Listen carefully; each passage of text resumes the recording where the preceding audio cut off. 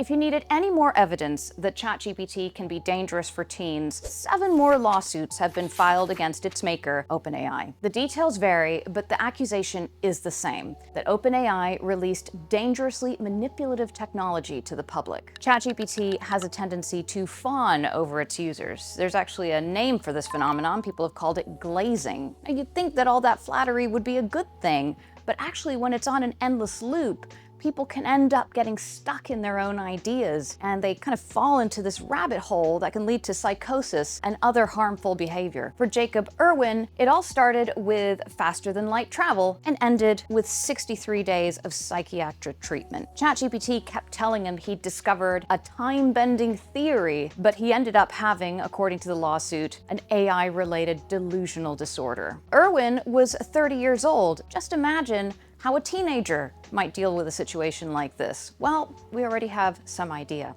And some studies have shown that teenagers in particular are prone to forming emotional bonds with AI chatbots. This isn't the same moral panic once associated with violent video games or Dungeons and Dragons.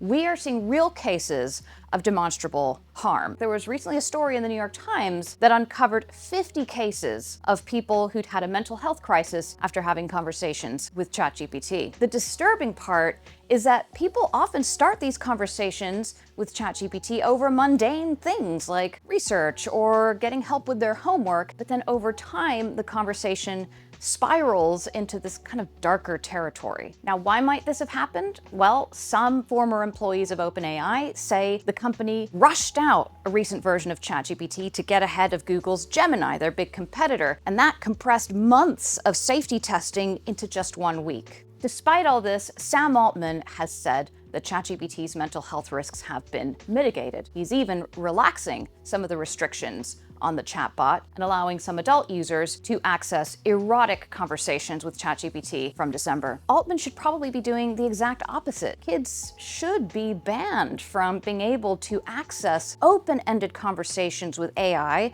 which is essentially a black box, and having conversations that can go in an infinite number of different directions. Now, that might sound radical, but it's not unprecedented. Character AI recently banned under 18s from chatting to its chatbots, even though it's hugely popular with teenagers. Character's CEO told me it's better to be safe by default than build it and put it out in the open and find out it's unsafe later. I couldn't agree more.